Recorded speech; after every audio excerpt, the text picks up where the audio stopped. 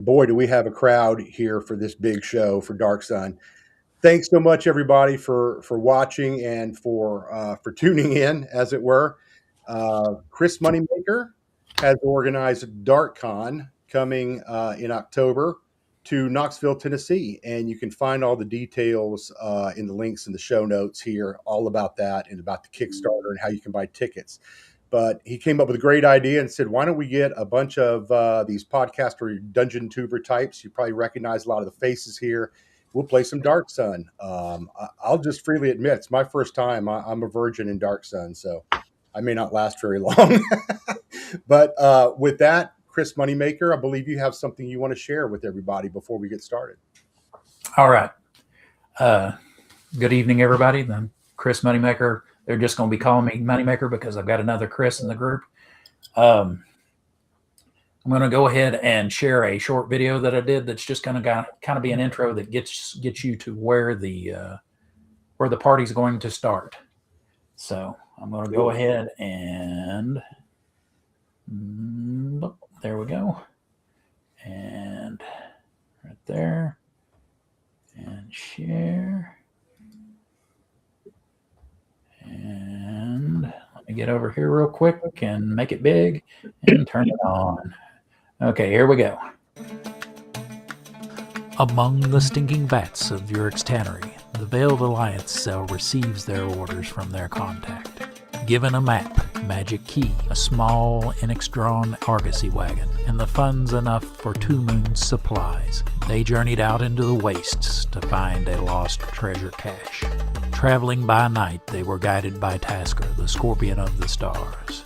Several times, off in the distance, there were signs of menace, but none were so close that they could be spied directly. After more than a score of nights crossing blasted rock and sun-bleached sand, they finally reached their destination. They had expected a tall escarpment of stone containing an inconspicuous cave. Instead, all they found was a barren valley strewn with stony hillocks and squat dunes. The cell's leader and their only wizard took up the magic key he had been entrusted with and shouted, "Inkay!"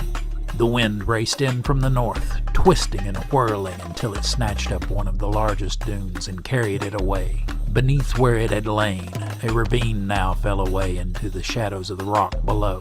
Dismounting their wagon, the cell descended the inclined floor of the gulch, coming to the gates of a simple fortress after only a few hundred heartbeats.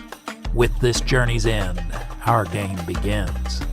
Come watch this exciting 2-part adventure Wednesday the 12th and 19th at 8 p.m. Eastern Daylight Time on this channel.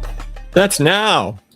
Yep. This is one of those times. Okay, now let me went over that. let me release that. Turn it off so you guys can see everybody else again, and there we go. Very nice. Very nice. All right, and Moneymaker, do you want to do quick intros to everybody who we have, and then we'll jump in? All right. To my, let me see, this is always backwards. Okay. They're going to see. We can do the intros. Yeah. If you guys want to do the intro, you can do the intro. If you don't feel like it, I can introduce you. We're good. I'm Mike, the Erudite DM. It's my channel. I said I don't play Dark Sun. I'm new to this. Happy to be here. Popcorn Man. Who's next? Go over here. I guess. Up Richard. top? All right. Yeah. I'm Richard, DM Bloodworth from Unscripted and Unchained RPG Review. And this is my first time playing Dark Sun as well. It's been a long, long time since I've played AD&D 2nd Edition, so it should be a lot of fun. All right. And I'm Chris Miller, the Mad Scribe. I do Mad Scribe magazine, and I've published over 20 different OSR products with RPG Pundit and various other folks. And I don't have a YouTube channel or anything, but that's it. And I also haven't played Dark Sun since the 80s or early 90s. Hey, yeah, Nice. I'm Gabriel. I'm Watcher DM. Nice to meet y'all. I run the YouTube channel Watcher DM. I've also published a bunch of things for everything from 5th edition to Shadow Dark, and have some new stuff coming up. I'm Zane Daniel. I'm half of the Dungeon Damsel publishing company. We have been making a couple of cool things for Shadow Dark. I have never played. Well, no, that's not true. I guess I have played a couple of sessions of Dark Sun. I kind of didn't understand what the heck was going on, so hopefully I'll catch up this time. And my character's name is Thrakus, the Mole Gladiator. And I am the first half of Dungeon Damsel since he's the second half. My name is Bunny Daniel. I create TTRPG stuff for oh my gosh, Shadow Dark. I almost said Dark Sun. I haven't played Dark Sun since probably like 2012-ish, maybe. I think I got something sprinkled in there about like 2024. But it was like Pathfinder Dark Sun. It was weird. So I'm kind of excited to play this and dreading it because AD&D is hard. All right. And my name is, like I said, Chris Moneymaker. I'm the DM here. Been DMing Dark Sun since summer of 92. Had a pretty much a game going continuous since then. And I guess we're ready to get started. Everybody, you are standing in front of that. Here, I'm going to share again, okay? You ready? We're ready. If it will let me. It's very cloudy here. I can't see. Okay. Chrome tabs, Windows. Thrakus, be a darling and go check the door. Okay, maybe I will not share that with you. It doesn't look like I it's still giving me can't that. see, but I'll try. Moneymaker, you might just have to drag that window out separately from all the other windows as a separate choice, and then you might be able to share it, possibly. Well, I mean, I'm not even seeing it as a well, possibility. that's a different problem. Yeah, because let's see. Although I may be able to just go from here and just reopen it. But yeah, the three that I had prepped, There it is. There we it's go. not showing it to me. So I'm gonna have to go get the three that I had prepped. I guess that's okay.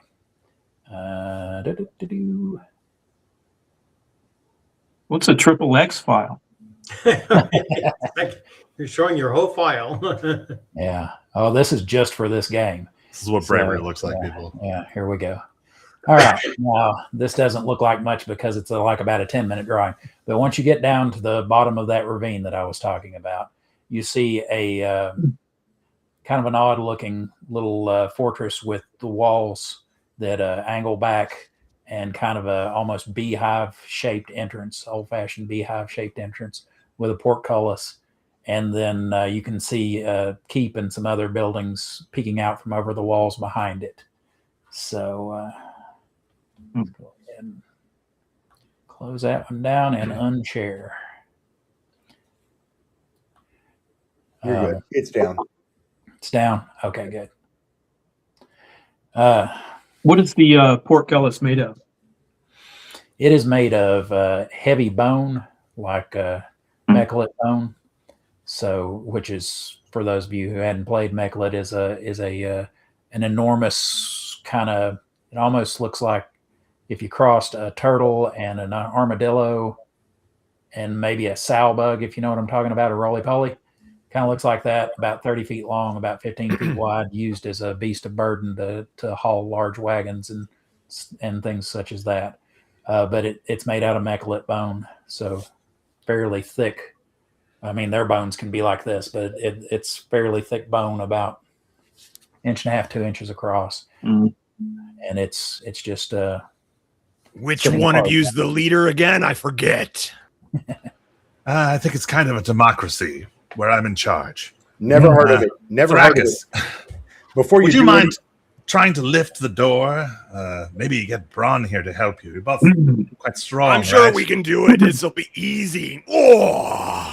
And I walk up Fantastic. to the door. all right. I guess. Out of the way. I guess Braun goes up to the door and Braun's going to spits on try his to hands. try it before anybody else can get to it, or what? Are you going to accept? Well, some- yeah, I'm not gonna like rush, for the door. But if somebody else wants to try it, we can, Okay, you guys are going to try it together. Yeah, together. All right. What do you want to? Braun, go ahead and you know what? With your strength, he's got a with 22. your strength and help, you're able to just go ahead and push it on up. It takes a little. It's kind of heavy, but you both are literally as strong as an ox. I made it look easy. Yeah. So basically, you guys just kind of, and you hear kind of the. Caracas is actually still. He's just hanging from the bottom of the portcullis. Yeah.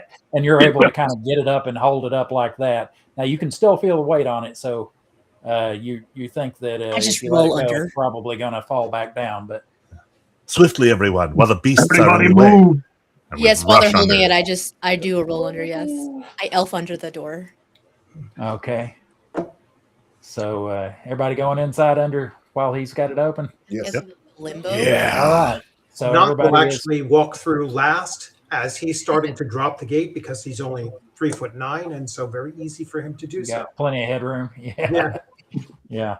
So when you go in, the gatehouse is actually about 20 feet thick on this. The walls are, and it's kind of like you've got two sides with the gate running through the middle, and there are actual gate doors that are standing open right now behind that, but it reveals, once you get into it, a small courtyard that kind of goes to the right and to the left of a central keep that has kind of concentric stairs, where it's like the one stair, the bottom stair, the next stair is inside it, which is inside it, going up to a main door, which is flanked by towers on either side that are about 40 feet tall, just a little bit taller than about 10 feet taller than the keep itself.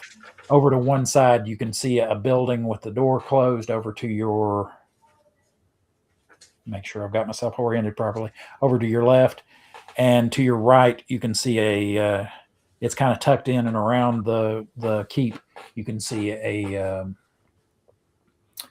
another building that's kind of attached. Both these buildings are attached to the edge of the keep, but it's attached, and it has an open, just an open portal in it. It doesn't have an actual door in the portal. Also, there's a ladder on either side of the wall going up onto the curtain wall there. Agrilak says to Severi, why don't you take the one on the left? I'll take the one on the right. Let's look for murder holes or arrow slits or anything that could be trapped in the two towers flanking that main door. Yeah. Oh, by the way, as you were going through, you did look up and see that there were some murder holes above you, but it does not look like there's anything. Murder holes not work. Murder holes. Those are the best kind if you're walking in. Are there murder Braun's holes? still alive. Are there murder holes in the floor? I mean, you're the small courtyard that you guys have come into is basically just the bare stone of the valley there. By the way, I had written this in one of the emails I had sent out, but you believe that this thing has been abandoned and buried for about 30 years before the whole thing with the magic key and the air elemental that cleared it out. Remember, this place has been abandoned for a long time. If we find anything here, it'll probably be in the nature of traps or magics.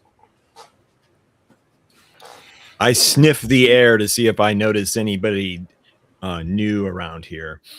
I don't know if that's what a mole can do, but we're going to try. You're going to see if you smell anybody that's not your normal party. Yeah.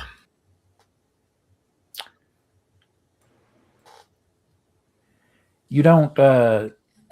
You smell a real earthy smell off to the left. It's the half. And you do notice that the air is moister here than normal. Sorry. I don't know if you've ever been in the desert, but the air is really, really dry there, and you notice some humidity coming from the keep and also from the building off to the left. Are there any kind of like sconces or braziers or anything inside this entryway? Now, do you mean like the gatehouse that you guys have already gone through, or are you talking like about once going we into enter the gatehouse, what seems to be like a source of light or previous source of light, or things along those lines? I mean, we're still essentially outside, right? Well, you're standing. I went ahead and had you come on up into the Right, but I mean, there's huge open archways on either side of us, right? Yeah, with the portcullis, and then this open door. So I imagine there's a lot of light. Well, yeah. You've got a fair amount of light. Now you're down in the bottom of a ravine, so that it's a little bit of shady. It's not like full sunlight, but you've got you can still you walk into it, and within a few seconds you can see your eyes have adjusted well enough. Here, I'm going to real quick just hold this up to give you guys a better idea. All right. Here's the portcullis that you just lifted. There's the gatehouse. And then I had advanced you kind of on into this little area here. And then over here is the one that did not have a door. And over here is the other one that I said stuck out a little further. So that give you a better idea of what's going on there. It does. So a grand total of 2 doorways, one an opening and one a closed door, and that's it? Or are there other areas? So there's 2 doors or 2 exits, I guess. To the you've got the main gate, which is really the only avenue of egress in here, or the way in or out. Then you've got on either wall, you can get up onto the wall with a ladder, and then you've got the stairs in front of you that will take you into the keep, but the door is closed there. And then to the left, you've got a building that's made out of different colored brick that has a door in it, and then to the right, a building that has just an open portal. Agrilac will dart up those stairs to investigate that door and take a closer look at that door and see what the handle looks like, if it's locked, that kind of thing. All right. Is Syl our party leader because they're the wizard, or he's the as far as he's the one who kind of got official wizard representative, because he's an official member of the Veiled Alliance, while you guys are auxiliary. That's a hard word to say quickly. Auxiliary. You know what I'm trying to say. You'll get it. Member, and he. But yeah. And for Acrolac, there you get up there. The door is a heavy oaken door. There is you don't see any metal in it. Are you going to give it a nudge with your weapon? I'm going to look back at all of them and kind of hold my hand down, obviously, like I'm going to listen. So I'm kind of asking all of them to quiet down, and I'm going to listen. Okay. You guys should be quiet. He's trying to listen. Hey, shut up. Don't tell me what to do. You're not my real dad. Yeah. Okay. So you go and just kind of get close to the door and listen. Yes. Trying to listen for anything. When you don't hear any motion on the other side. Looks like it'll push open or can be forced open by someone stronger than myself. You might. It's just from looking at it without touching it. Yeah, it doesn't look like it doesn't have a lock that you can see from the outside. I'll skitter back down the steps and point to Braun. You're on. Is this the main door to the keep that he's listening at? Yes. Okay. Main door to the central keep there. You want Braun open door? Well, hold on. Let's just inspect our surroundings first. Maybe let's go check this door on the left here. Sev, would you have the means to check this for traps? Yes, I might as well. Sev will glance at the floor as she makes her way to the. You said that it was the second door or the second side. Yeah, there's a door over here on the left. It looks like it's kind of unopened. The opposite one seems broken off. This door is open. Door on right is open. We should go there. Oh, It's the truly we obvious will. path. But I want to have all of the doors understood before we make any. He's rash trying to actions. understand You can doors. understand doors. All With right. enough effort, my friend, you can understand anything. And Bunny, on your character sheet at the bottom left, right next to where it says 2x backstab real Yeah. big, you'll see Yeah. your thieving skills, and those are given in percentages. Yep. And since And they're I in see that. green, they're all roll under. Yeah. Everything Okay. in Yeah. green is And roll I under. see Everything in find red remove is roll over. traps. Yeah. I see find remove traps. And I would like then to check for traps. do you want to go ahead and check for traps? Okay, that's Yeah. one. This is one of the ones that I roll because you don't know. Okay. You don't know. You know. Oh You're not no. sure All if right. you succeed or not. Is that what you want to do? Yeah. Sure. Fine. Okay. I Most of trust you. those. Most of My those fate I is in would. your hands. Most of those you would roll, but that and hiding shadows, I roll because you're not certain if you're successful. Come on. Excellent. All right. Still not certain. You do not find any traps.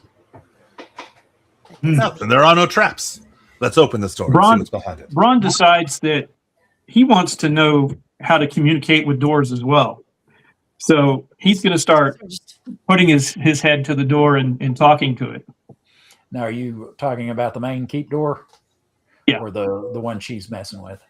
Well, yeah, I think the main keep door was the one he wanted Okay. me to open. Okay. So you're going to start talking to that. Okay. So you start talking to the door and saying Trying to stuff. understand the door. Trying to understand the door. It is a riddle wrapped in an enigma wrapped in a riddle and all that. You Benny, getting anything? what do you want to do, Benny? He's You wanna very try it? quiet. He's probably shy. And why is it a he? Good point. Ron Caress door. All right. Oh my God. All right. While you're touching it, you can feel it kind of rattle back and forth, but it does feel like it's kind of catching on something. It's got a little bit of give, but it feels like maybe there's something holding it a half inch inside. Door playing hard to get. Yeah. I push it really hard. Oh God. Okay. That was probably a trap. You push that really hard, like you're trying, like you're really, Well, really putting your like strength into it. I think that there's something that could easily be broken by pushing it. So Okay. whatever is catching. All right. And then Okay, there were okay. 5. All right. Whatever it is with the just Women kinda, always hurt Braun. yeah, whatever it is with just the kind of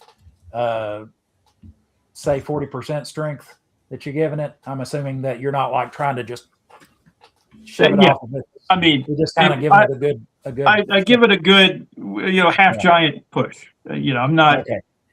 It does hold. Now let me go back to really? asking Bunny what she wants to do with her door. Well, since I didn't find any traps, I will. Severy will.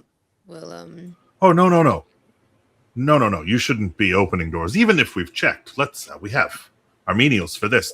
And I will ask Thrakus to come over and open the door for us. Oh, yes. I want to get to know this door while he gets to know that door. Yes. So I walk on over.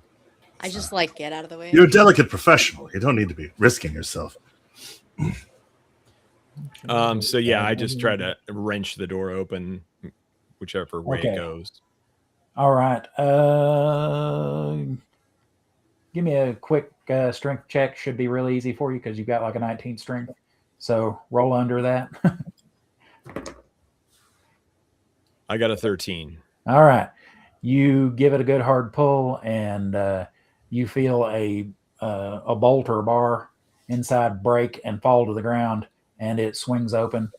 And do you want to just stand outside or take a look in? I'll look inside. What did you say to the door? The inside, it's fairly dark in there, but from what you can see from the light coming in through the door, there is a large croc that's like 4 or 5 feet tall and is just looking into the top of it, you can see like a mineral ring, like it used to have water, like it's been used to many times over, and the water is evaporated out of it. Ahead of you, you can also see a couple of tables and what looks like a I can't remember the name of the tools, but you know how when they're preparing clay to be thrown, they like press it several times to like get all the air out of it. See something like that, and there's a bunch of about the size of a 50-cent piece, a bunch of round ceramic blanks or just round ceramic coin size things that are on the table, stacked in even stacks. I understand this door, and then I just march right in and walk over to the. Well coins. done, Thrakus. You walk right over to the what? I'm sorry. To the coins. To the coins. Okay, and they do look like coins from the city that you guys came from, the city-state of York. They've got Sorcerer King Hamanu's face on one side and sheaves of wheat on the other. Is there a name for these coins that are used in this world? They look very much like just standard ceramic pieces. They're also scored into. They look like little pizzas too, so that you can break them up. I mean, bits. is there a special word for coin in Dark Sun, or is it just like? Yeah, we're just using the same. You could just say that these are ceramic pieces. Yeah. Okay. I'll compare them to the ceramic pieces that I already have. Do they look similar in size? Images on them, or they? The only thing that's different is the ones that you have basically on the tail side have an obsidian spear on them, but you know that this is like older versions of the same coins. Okay. They're just like, yeah. Do these have value, or are they just weird little clay coins? With Dark Sun, since metal is rare, basically a ceramic piece is equal to a gold piece everywhere else. Right. So money, people, money. Yeah, and then like a bit is worth about what a silver piece would be worth on another world. Well, Braun is now convinced that if you understand the door the right way, you'll get money out of it. So yeah, so he's going to try to understand harder. That's a learning experience. Mm-hmm. I'm going to look back at the rest of the party. Did anybody bring a torch? I think it's dark in here. No,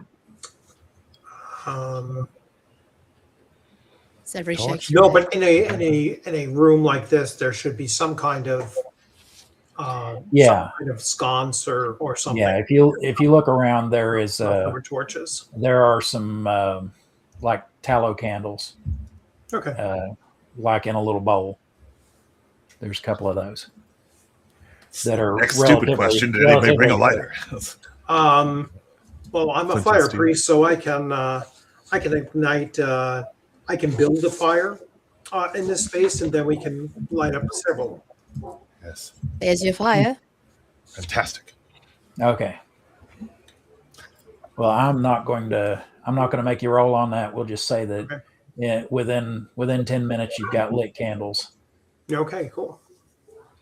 Yeah, probably in a small brazier or something. I just found a few things to spark up a little fire, and now we have, some light sources that we can each carry. All right. Braun gets upset with not being able to figure out the complicated personality of this door. So he goes into where everybody else is at right now with the coins and all, sees Nock making fire, and now decides that he's his new best friend. Because Braun can also make fire. All right, cool. Now that is one of the personality traits of half giants is they have a tendency to attach themselves to someone. Exactly. All right. Are there any other doors leading out of this space?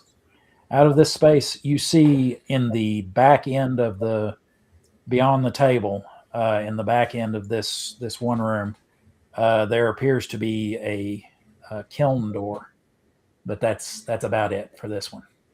It just seems to be a workshop that was built over to one side. Right. I'll open up the kiln door, and look inside with the candle. Okay.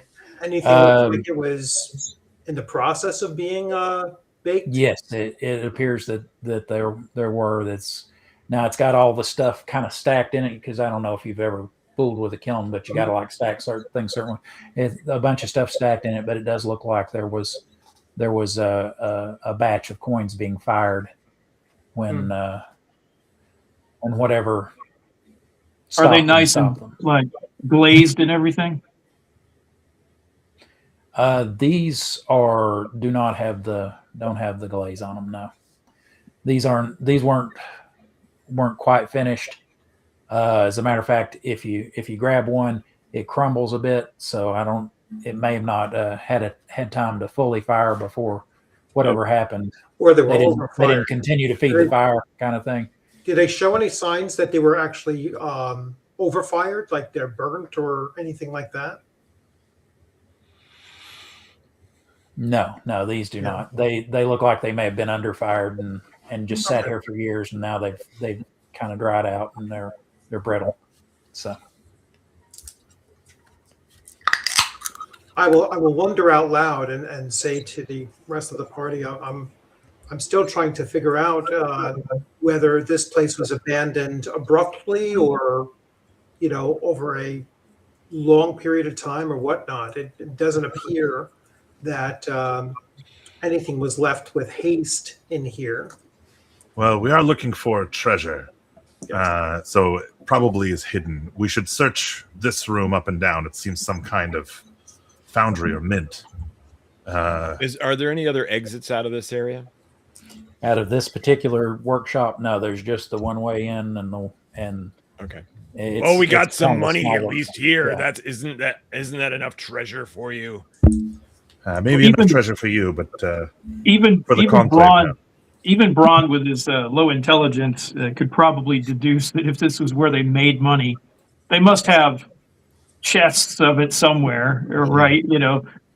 So maybe we could look at some of the other rooms and see if there's like a storeroom of some sort. I think I'm willing to jog over to the. I think you said on the right there was a set of doors that was open. Mm-hmm. Yeah, there's an open portal there. And I'll just go in there and see what's going on. All right. That area seems to be a two-stall. Now watch me blank on the word while I'm on camera. A two-stall stable. One stall is a bit larger than the other, so maybe the size of a cank, which is a like 8 foot long, 5 foot tall beetle that people ride around, and the other sized more for an Enix, which is like a 12 foot long lizard that people ride around here. Okay. There are neither of them are in there though. It's just two open pins in that one. Okay. Is there anything else in there as far as like harnesses or saddles or anything like that we would take any interest in? Yeah. I'll say there's a saddle suited for each of the two types of beasts of burden I was talking about. The tack and harness for that hanging on the wall in each of the two stalls. Okay, that could go for some money if we get back to town. I'll go ahead and take those and throw them in the next to the portcullis, so that when we leave we can take that with us. Okay. And remember, you do have a fairly large wagon waiting for you, kind of up at the top, and it's going to be completely enclosed and the size of a small single wide trailer, almost, like half length, with with a roof that even has like a hide leather curtain wall around it that's about chest high for all the normal size people. But that's like I said, up at the top of the ramp. Okay, so you've got those sitting by the entrance to the gatehouse there. What's next? Who wants? Well, might as well Anybody do due actually- diligence. Oh. I'll climb the ladder up to the rooftop. Go ahead. Sorry. No, it's okay. Did anybody actually take the ceramic pieces that we found? I filled my pockets with them. Oh, okay. Can I pickpocket his pockets and take them? You can try. As a elf thief, of course. Do I roll that or are you rolling that? That you're going to roll, and for you, Okay. let's see, where are we at? So I think it's a 40%. Yeah, 40% chance of that. Of doing it Where's the without him. percentage dice? Jeez. Hold on. There we go. Got it. I got a 32. Hey, you got it. So, All right. So we'll say just slip in there and I actually love the idea that like he's grabbing handfuls and dumping them into his bag, and as he I'm just reaches for the like, next one, you're just grabbing those handfuls out. he's very helpful, of course. you're able to Funny, lift these back, coins have no weight. I was just gonna say, oh, these are light. I like them. I'll get more. You're able to lift like 63 ceramic pieces off of him Oh, that's without so him awesome. noticing it. Go ahead and all right, and you're going to go ahead and put some more in your pockets. You say? Me? Yeah. Yeah, you said so. Yes. All I'm right. gonna get another chance to take more from him. Let me see how many you can fit in your pockets this time. The way they stack up. You get like 59 more in your pockets before they start feeling a little full. In All mine right. or hers? In yours? In yours, In unless yours. she tries again. She got. I she do want got to try again. I already- think this is fun. This is pretty fun. I like being the thief typically to do these kind of things. Okay, well, go ahead and roll them again. It's okay. I'll come up with a good excuse if this doesn't work. Oh, you got to think of what you're going to say. It's going to be, hey, baby. Muted. Okay, sorry, I muted myself. I got a 27. That's you're rolling under on this. So, all right, I'm excited. your pockets continue to remain light. And I like this money. It weighs nothing. How convenient. okay, Ron let me starts mark up him a out. conversation with Nock. He wants to know everything about the cleric, the priesthood, where they're on a world with no gods. How do you make fire? And obviously, this must be the greatest thing in the world. So, Braun now wants to be a cleric. Nock explains that fire is the most important of elements of the world. So fire gives both life and death, and Yes.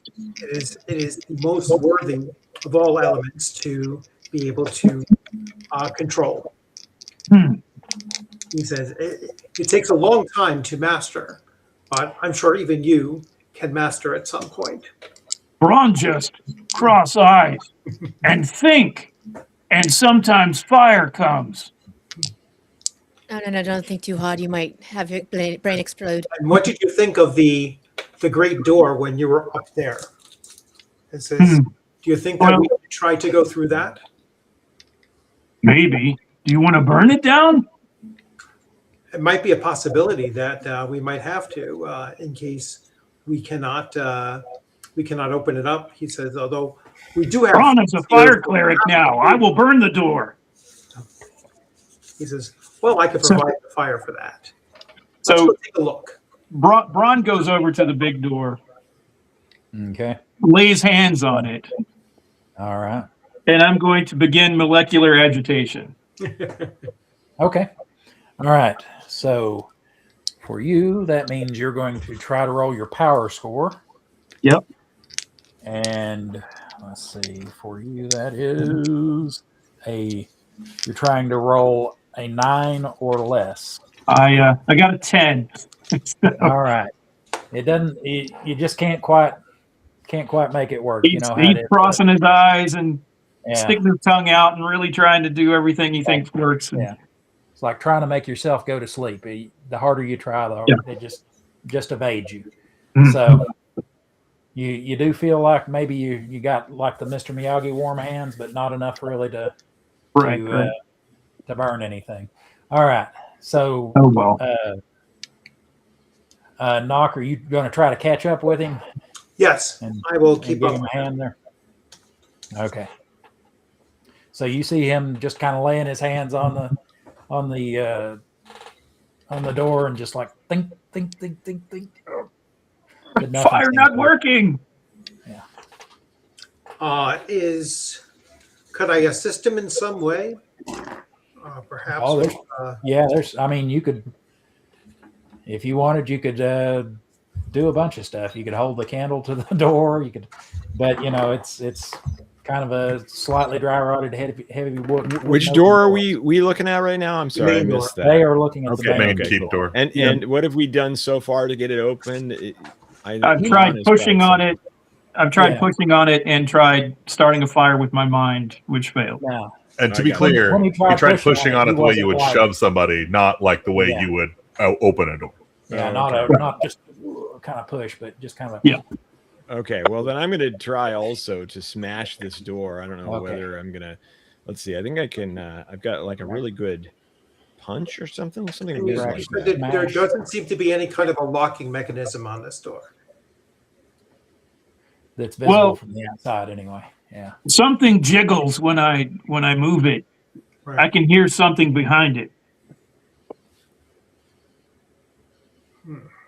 I'm sure fire would work. All right. There is room if you want to go up there and try to give it a shove or a kick or a punch. I hear a clicking sound. And if he starts doing that, you can kind of hear it kind of knocking, like it's knocking against something behind it. Yeah, I'm going to kick it with the bottom of my foot. Big, hard kick. Okay. Big, hard kick. All right. Let's go ahead and make that go ahead and give me an attack roll on that. I mean, I know you're going to hit it, but just so that we can roll some dice. Well, I rolled 15 on the die. All right. So, and you get what, a +7 to damage Yes, on most things because of your strength? Yeah. correct. So you hear you feel some resistance, and then it gives all of a sudden as you hear a loud crack, and the door flies open, smacks against the wall, flies open all the way, smacks against the wall behind it, comes back, and kind of pops and goes back and forth a couple of times, and it's on its hinges. So I still understand doors better than you. And I walk in. you go ahead and walk in. All right, you're in the foyer. That's Braun another doesn't way. need to understand doors anymore. Braun will burn doors. And this foyer is kind of a semicircle with the flat half behind you. It's about 12 feet wide, 8 or 9 feet deep. Has a high ceiling, so even Braun can get in here. There's doors to your left, right, and to your front. They're all fairly close together, though. There's only like 5 feet apart, and then 5 feet to the wall behind you. So you got left, right, and center as a choice. These doors are all closed as well, but they, except for the center door, looks like it's almost pulled to. It's like that. So this is the door jam, and it's an inch or two from being pushed completely too.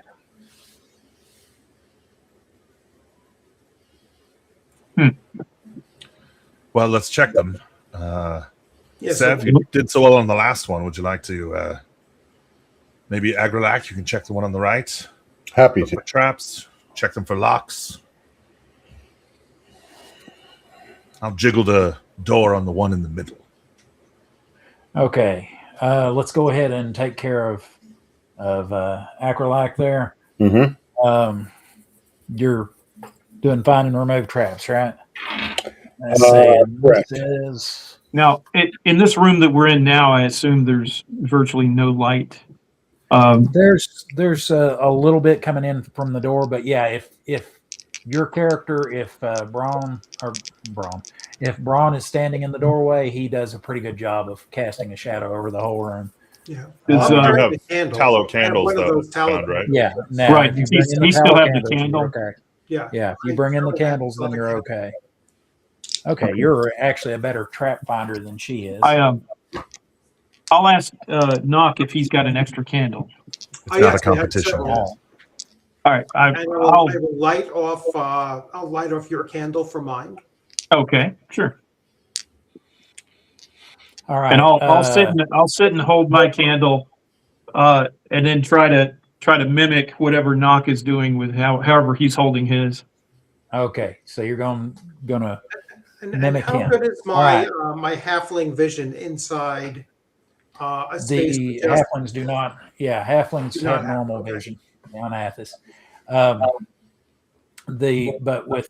with who was it that was checking the? It was Agrolac. Yeah, Agrolac's checking one of the doors. With Agrolac, you check the door and you do find that there is a that like the flagstone right in front of the door appears to be loose. Like if you step on it, that it could press down and maybe trigger a trap. Okay. So I immediately warned the others that I think I found a trap at this door. Okay. It feels like a pressure plate or something right in front of that door, right? So I'll step away from it and ask if anybody has any kind of pole, any kind of a spear, a pole arm of any kind that we can make. I have a spear. And you might want to step back if everyone agrees, step back as far as we can and get Braun to try to depress that plate from a distance, if that's a good idea. Okay. Or throw a big ass rock on it. Yeah. Well, that's it. Is there actually? That's a pretty good idea. Is there a large brick or boulder or any kind of a grinding stone or something around in the courtyard maybe or in that? there was at least one stone that was say the size of a normal person's head. Okay. Out there in the courtyard. I'll grab that and I'll suggest that everybody get out of that room because I'm sure if something was to go off, it would be in that enclosed area. It would probably get everyone. And I'll just toss I'll stand in the doorway and toss the stone at that plate. See what happens. When you do, it does depress the flagstone, and you hear a click, and then a obsidian bladed sword comes kind of just out like that, where it would have swept from above the door jamb and swept across a normal person's like shoulder level. Oh wow! And it's just kind of sticking out like this, just wobbling for a few seconds after it's done, where it was under such tension. That's cool. That's great. Obsidian sword. Yeah, that's. I'll go over and grab it and see if I can yank it down, if I can break it off or something. Yeah, you're able to pretty easily wiggle it out of the arm that they had it in. It's it seems like for you it wouldn't have been hard to set that in there, but for a normal sized man, it would have probably taken just about everything he had to push against the arm, the spring arm that it was on. So, but you're able to get it off there. So you now have an obsidian short sword. It's going to do 1d6 minus 2, 1d8 minus 2 damage. All right. So now that has been that trap has been sprung. Who else was doing stuff here? We got Acrolac. Was anybody else checking something?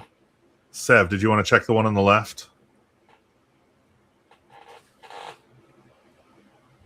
My hotkeys are not working. I could do that. I slink elfily up to the Okay. left side. All right. Even though he's better at this than I am, but you're finding and removing traps, right? yes. Okay.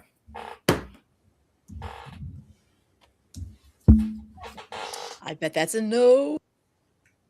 You do not find a trap on this one. Thrakus, do you want to do the honors? I gesture. Yeah. Just going. I just march shoulder forward tackle your way through it, or and open the door. all right. Behind this door, you see another room that's different shape, but about the same size as the one you're in.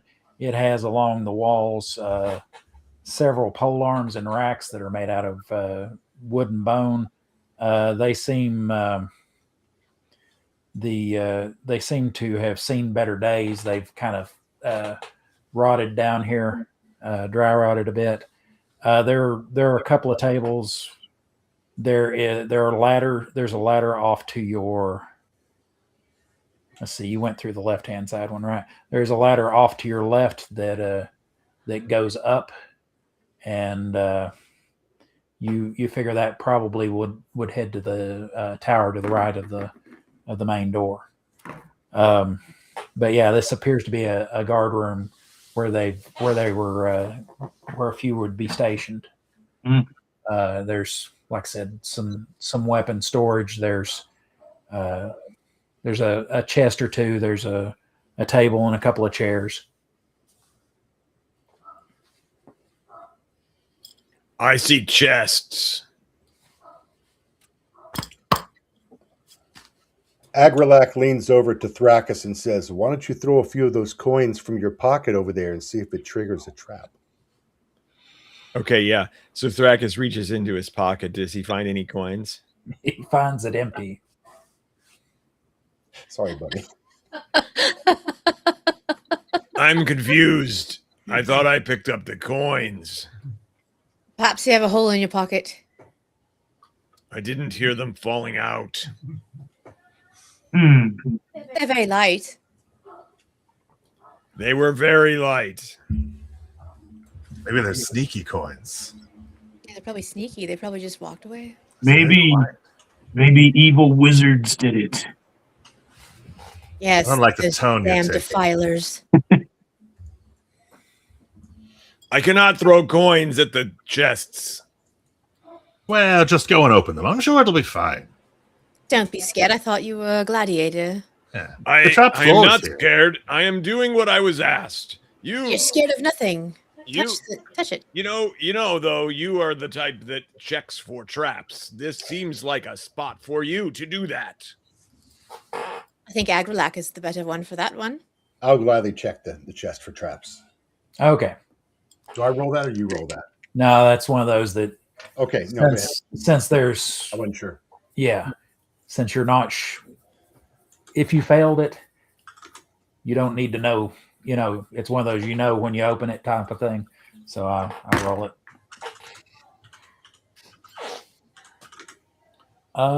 Does not look like this one is trapped. Great. I will unsheath my short sword, step back, and try to stick it in and grab some leverage and lift the top of the chest. All right. You're able to find a little purchase in between the lid and the main part of the chest, and are able to flick the lid open. You see in here there are a couple of sacks that look like they're well, where'd mine? Here we go. They're about like this big. A couple of sacks. And there's a Crown Royal. Oh, unfortunately, yeah, this is not that. What the hell is that? I don't even know what that's supposed to be. I can't remember what came in that bag, but it was big enough that it was made a good dice bag. I'll pick up the 2 sacks and I'll toss them over to Thrakus. Here you go. Feels like more coins. Yes, and it does. When you catch it, it does feel like more coins. There's some parchment and some writing utensils. There's I'll write him a letter. and an inkwell, which when you look at it, looks like it's the ink's dried up in it. And you find kind of wrapped up in a little piece of cloth. What when you feel it feels like it's probably a dagger.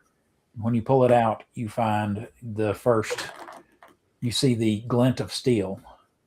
Ooh. So you find a steel dagger there. I'll look through the parchment and and see if I can decipher anything of it. What language is it possibly written in? Do I understand any of it? You know how to read? Are there any images? Yeah. Let's see. This one, these are blank, but they do look like somebody has written something on top of, like they were underneath something as it was written. Okay. So if you kind of hold your candle up and do this, you can kind of see the shadows of that sort of thing. Where the hell are you? There you are. Isn't it illegal to read in this? That's what I was about to say. You are illiterate. So I think there's only one member of the party who can read and write. Let me inspect it. A cleric cannot read or write? Nope. No. Just wizards. Yeah, reading and writing is an offense punishable by jail time. So I'm just looking for any kind of images then. I mean, I'll take the parchment and read it if it's readable. Okay. Once again, if you take a look at it over his shoulder or something, and you can kind of see the shadows of indentions of where somebody had, because this was blank parchment, but apparently it was like this, where if I wrote on top of it, you may see the indent, the shadows of the indent of where I drew the map here. You guys probably can't see it, but yeah, I mean, if we have any coal or ash, I do have coal. Yeah, if we have coal or ash and we can sprinkle some dust across it, we can get it to. I will brush my fingers onto my holy symbol, which is just a chunk of charcoal around my neck, and then I will lightly brush my fingers across the, very, very lightly try to just get the outside of the indentures. So I'm not trying to fill in the gap. So you'll do like a rubbing on it. Yeah. Yes. Okay. Let's see. It appears to it seems like there have been 2 or 3 things written on top of it. One of them having to do with guard rotation, but another having to do with the delivery of coin to the back to Uruk for the Alliance. Your contact, when he told you about this, because it is, so it is need to know information. He was only told so much, so he didn't even know what the treasure here was supposed to be. He just knew that there was something that the Alliance 30 years ago, they had lost contact with this place, but it used to be a place that treasure was kept and used. So the treasure was the journey and our friendships along the way. Yeah. Agrilac wants to study that steel dagger and holds it in his hand, flips it. Does it feel like it's weighted as a throwing weapon or range weapon, or does it feel more like a standard dagger? And he's just enamored by the look of steel and is looking for any kind of symbols on it or other qualities. It is relatively it's a relatively plain dagger. Okay. If you wanted to get a good visual of what it is, probably looks like, what I'm talking about when I say a rondel dagger. Yep. Where it's almost like a dirk, only a little shorter blade, and has kind of the little rondel. Know exactly what it is. I did a good video for using one in Shadowdark. Yeah. So it looks kind of like a rondel dagger, maybe this long. Good for prying open helmets like an oyster. Yeah. finding its way between between pieces of armor. Yeah. Okay, if I keep that for now. Finders keepers. Yeah. All right. Only if you promise to use it against our enemies. Always. All right. Do you want? Speaking of weapons, while you got a moment here, Braun's gonna go ahead and take that obsidian short sword and give that to Nock, because Nock doesn't have a short sword made of obsidian, I'm sure. No, Yeah. I do have a bone spear, and it's actually more effective than that obsidian. Now, I will tell you, because obsidian is formed by fire, it is one of those things that is even if it's not as effective, it's still kind of oftentimes used for ceremonial purposes. Okay. So then I will gladly sacred gift. like it because it has to do with, it's formed in fire. That's about all that you see in this room. I think it's, if you guys want to, is somebody ready to talk about what they've got, anything that they've got that the audience might be interested in as far as a project they're working on? Who wants to go first on that? Do you want to start at first of all, who's ready to go? I can go. I can give a quick one. You can? Okay, go ahead. So we're Dungeon Damsel, and we have made a couple of supplements for Shadow Dark, one of which Unnatural Selection, which did extremely well. We were very blessed. And then the next one, Druskara, which is in production right now. The Kickstarter or the backer kit has completed. Also went very well. We were very pleased and very happy with all that. So if you're interested in some really cool Shadow Dark supplements, then you can go to dungeondamsel.com.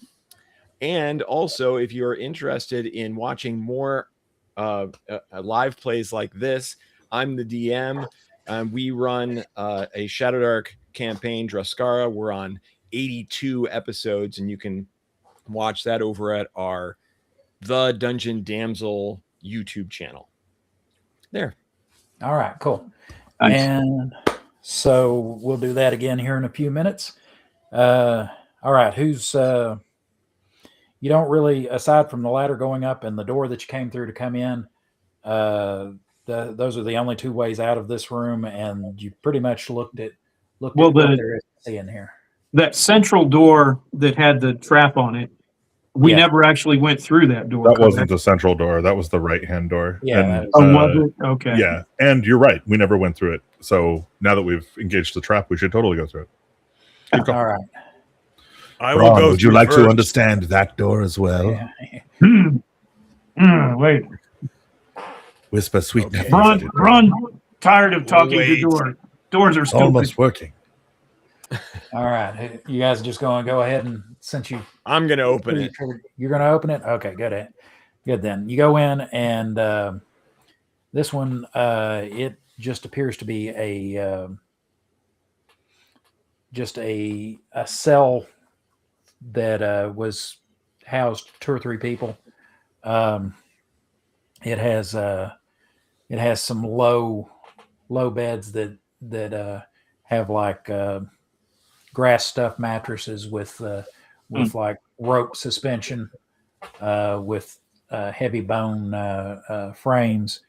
Hard to say, but maybe this is where some of the guards slept, or maybe even if it weren't for the fact that there's a ladder going up to one of the towers, it might have been someplace that even visitors might have slept. But not a whole lot in here except for those 3 beds. How much would a bed like that go for in a city? I mean, aren't those kind of? They sound pretty nice. Yeah, you might be able to get something out of it. It's kind of, for your character, it would be small and not hard to carry, but it's kind of awkward.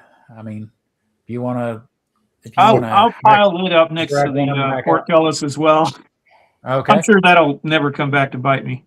All right. So you drag one of the beds out there, mattress and all. Yeah. And put it next to your saddle collection. Mm-hmm. All right. So you've now explored the 2 rooms to the left and to the right. Yeah, I'll open the door in the middle. Okay, and like I said, the door was standing slightly ajar, so you give it a push open, and you see that there is a short, like 10-foot hallway, and there is another door at the end, but this one is standing open, that opens into a room that, without walking into it, you can see it's at least 15 feet deep. You can't see quite how wide from the. I'll walk into it. Okay, you get into this room, and it has it's about 35 feet wide. It has 4 tables. The tables all have stacks of these coins on them, and some of them, it looks Wow. like they've got like burlap sacks that are kind of square in their cross section, that they've got tied tightly around them for some of these stacks that are about this tall, like Now that. we're talking. And for transport, and there's a crate that's partially full. But you also see that there are several just desiccated bodies laying around, mostly skeletal, Mhm. kind of almost look mummified. Some of them seem to have fuzzy black mold on them. Are we out? Don't the undead roam the south? Where are we? What direction are we in? Well, they're undead all over. It's just the Deadlands, yes, are to the south. Okay. Where there's a big, huge area, but that's How many beyond corpses? what most people have ever gone to. So, but yeah, there are. I'm sorry, somebody. How many asked- corpses? How many? If you do a quick count, it looks like you're looking all over under tables. I'll do a and stuff. thorough Yeah. count. Yeah, there's more than 5. Yes, there are more than 5. It looks like there are 8 of them in here, and Okay. that there are also against the back wall. When you came through the doors behind you, and if you look over your shoulder, there are shelves that have scrolls lining the back wall too. I'll yell back out through the door. 8 bodies back here, and I'm going to need some help carrying all this paper. I'll make my way to the front. All right. Stoop down, underneath the Under doorway. the door. Yeah. Yeah, I also you're come right. forward. You do have to stoop under the doors, but the ceilings in here are nice and tall. So And Fast. I'm going to. I will keep an eye on the. I want to attack one of the bodies. Yeah. okay. I want to Go make ahead. sure that these things are really dead. So I'm gonna take my double-bladed spear and just hack one of the heads off or something. Okay, give me a attack roll. It comes to life and gets There's you. that. Oh man, I got a natural 4. A natural 4 for you. Let's see. Where the hell are you? There you are. Actually, Natural- +1 to attack, so it's a 5. Okay. All right. So a 5 for you is it will get it, just barely, but we'll get it. These things. So go ahead and roll your I damage. tripped on it. over something, Yeah. Go ahead and roll your damage on it, and remember this is the small to man size, so the first set of Yeah. damage. So let's see. 13 points. 13 points. All right. You completely sever its head at the base of its spine, and the end of your blade comes out of its mouth. And when you go to pick it up, you got to kind of shake it off. But when you do that, the rest of the bodies all start to No, pick themselves up. activate. I knew it. Yeah, and I they was are. ready for that. Yeah. All You right. fool. Can I give you a share screen again, real quick? Okay. Let me turn this one off first. Okay. And I'll have to go through I knew this was the going to same happen. thing I did last time, unfortunately. Yeah. Classic I half knew it was gonna giant happen. raising the dead. We're just trying to find some Yeah. papers, man. Okay. Okay, where are these I guys? saved They your are- lives. You could have been in there, hands full of gold or whatever, and then get All killed. right. No. This You is- raised these. You desecrated them. Desecrated them. They were already desiccated. Okay, now this shows them outside, but this is kind of So what some of them look like. I drew this a few years ago for something else. We're not seeing what you're seeing. Yeah, We're just we seeing we the can't. whole- Hang on. Why is it yeah, we're not just showing? seeing your file folder. Okay. The mole skin with the dope like 8-pack is, unsettling. That's Yeah, actually yeah. what I used for your skin color on yours. I borrowed pictures. I borrowed I feel from it. that. Okay, let me, now that I've got this open, let me stop sharing and see if it'll let me share it now. Saw that elves gone wild. Yeah. There we go. Here we go. Okay. All right. You see them now? Preservers It's deflowered. coming. Hey, there it is. Yeah. Oh, yeah. So, like I said, I drew this for something a couple of years ago Very for nice. a Ravenloft adventure that I wrote. But They look friendly. these guys are mostly skeletal. They have kinda some juicy. hard desiccated skin on them and some fuzzy mold. Mostly dead. Mostly dead. Yeah. Okay. I'm gonna Nice stop see. sharing that now. And stop sharing. Okay. So we're back. All right. So they're all coming up to their feet, and kind of moving like the tar man. And Aren't mostly dead, desiccated bodies flammable? they might be. We'll Possibly. see. So we're all No. the souls in the room. Don't use fire. We're gonna go around. I'm just gonna start from the top and work my way around. What do you all want to do? Do you know yet, Bunny? How many people no. are in the room? Actually, yeah. The only two that are in the room are I said I was going in last, so technically I probably three. will. the rest of you guys are kind of out in the foyer, about 10 or 15 feet behind. Because So, the door to this room is intact. It's the one It we is. didn't smash or anything. it is. So yes, we you could can just go. close it, Yeah. or I could set No. everything on fire Yeah. and then close it. Yeah. No, No.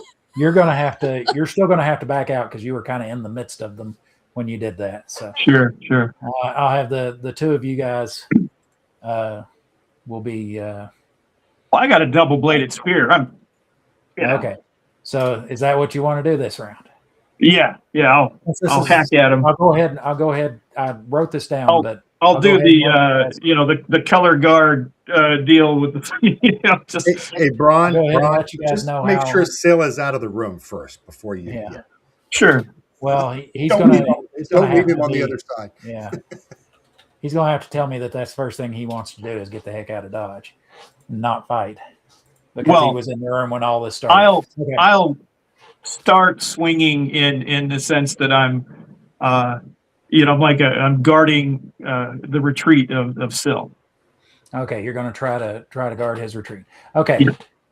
because I wrote this down for you guys, but just in case you didn't, the way I'm going to do this is you're gonna tell me what you want to do in the round in combat. Then we're going to roll initiative on a D10. Low is good.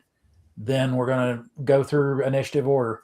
Then I'm going to ask you what you want to do, and you're going to tell me what you want to do, and repeat the cycle that way. Okay. What we really, really want to do. It's So you not say what a- you do it's first, not a- and then you find out how initiative works. exactly. Yeah. Like it's You supposed choose to be what you done. want. Let's be honest. You choose what you want because you know crap happens. So, in a real fight, you can't. The whole what is it? They say the plan never survives first contact with the enemy. So. All right. So, Horrified as the things begin to rise, I think Syl's hands immediately rise up, touch the kipu around his neck, and he traces the runes that begin to cast the armor spell Okay. as he backs out of the room. All right. Okay. Okay, you can do that. And remember to, when you roll your initiative, to add 1 to what you tell me, because that's first level spell. Okay. And I use spell casting time, but I don't use weapon speed, because I think yes, it makes sense that it might take you 20 seconds to go but that doesn't take 30 seconds, you know. The Macarena is definitely a 20-second is. spell. I agree. Yeah, doesn't matter how heavy the blade is. It's not going to take you 30 seconds or 18 seconds or whatever to swing it over. Okay, so the two of you go ahead and roll me d10s and tell me what you rolled. Remembering that I rolled a 5. 7 and 5. Yeah. All right, so go ahead, Syl. You're saying your magic words and doing all your gesturing and all that as you back towards the door. Yep. All right, you're able to back out into the hallway and you successfully get your armor spell up. So your armor class now improves to a 6. And where are you? You're right there. Mm-hmm. So that's actually a good improvement for you. Yeah. All right, and now Actually, two of the skeletons get to go before you do, Chris. There, and they've picked up short swords that they had laying under them. Of course. And one of them misses you badly. It lunges at you and kind of trips and it keeps its feet under it, but it just kind of barrels past you without you even really having to move. They're still getting their legs. Yeah. Yeah. But while you're looking at the other one, he rolled a 20. While you're looking at that one, the other one rolled a 20. So he definitely hit you. And he does, he kind of catches you, just slashes you with that weapon just above the knee, outside of your, kind of finds a crease between your armor and gives you a gash on the side of your knee for 6 points of damage. That brings you down to 51 hit points.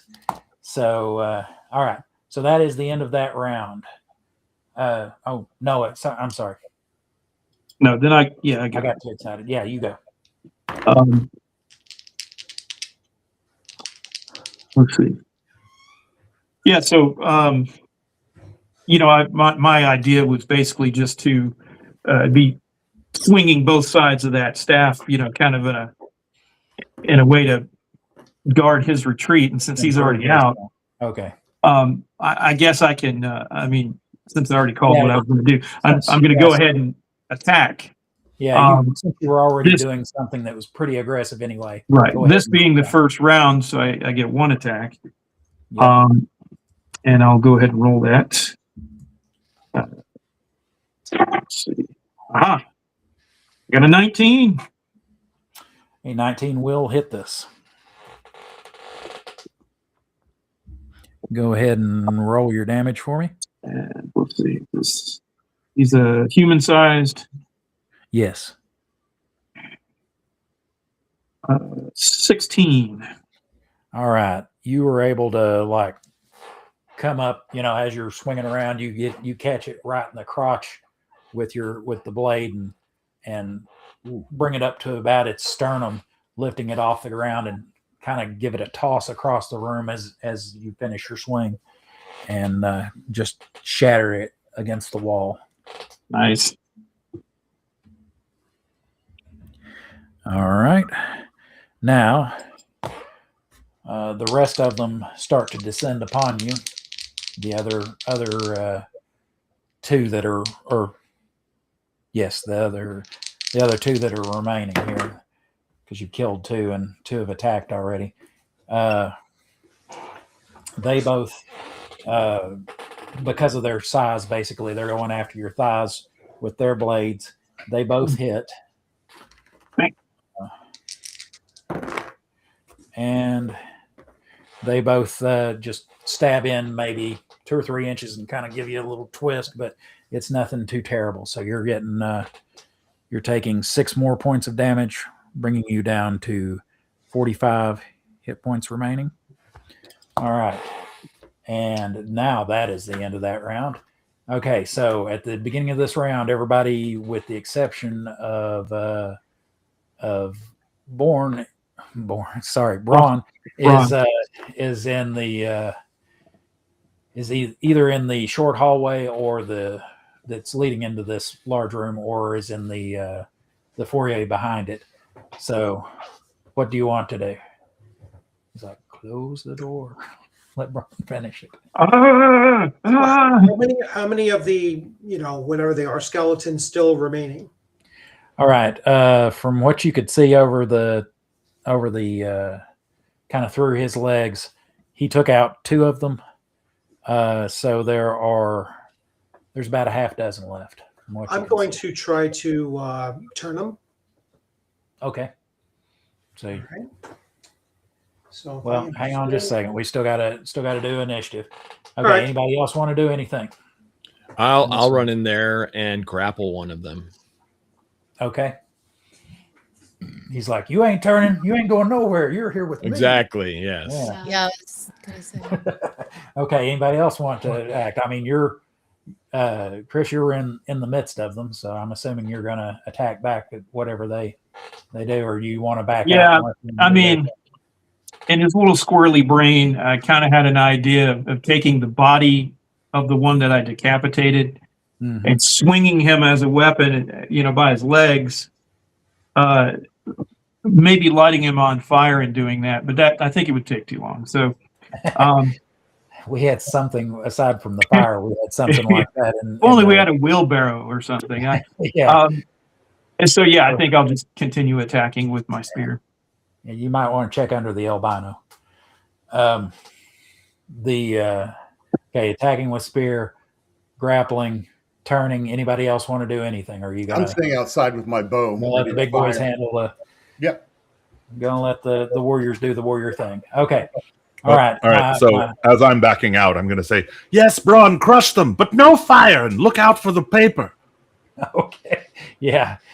Okay. All I heard was fire and paper. So, okay. 3, boy, this mirror image stuff. There we go. Our 3 here who are involved in this one. Go ahead and roll me a D10 for initiative and tell me the results. I got a 10. I rolled a 5. I got a 1. I don't know what's better. Low is good on this. Do we add dex to this? I'm sorry? Do we add dex modifier for initiative? How good is your dex? I don't remember. I have a 16 dex. A 16? Yeah, I think you'll give me, a 1 on that? Yeah, so it's a 6 then. Okay. What'd you roll initially? A 5? I rolled a 5. Yeah, so low is good, so it'll be a 4. Oh, it'll be a 4. Okay. Yeah. Okay, you rolled a 10. You rolled...